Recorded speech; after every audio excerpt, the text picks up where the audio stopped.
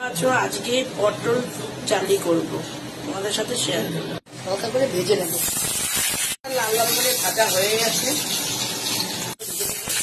লাল করে ভাজা হয়ে গেছে। মশলাগুলো ফোড়ন দিলাম, দিয়ে দিলাম কটা জিরে ফোড়ন দিলাম, দিয়ে দিলাম, দিয়ে দিয়েছি,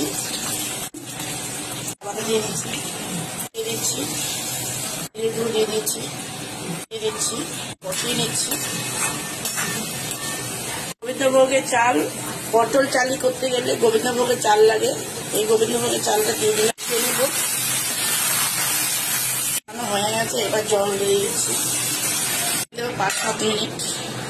চালি হয়ে গেছে, ঘি দিয়ে দিলাম, মশলা গুঁড়ো দিয়ে দিলাম। চালি হয়ে গেছে, নামাবো। এই নামাচ্ছি। ভালো লাগে প্লিজ প্লিজ আমাকে মৌসুমী দাস ফলো করবে আর লাইক শেয়ার করবে আর 5 মিনিটের দরকার।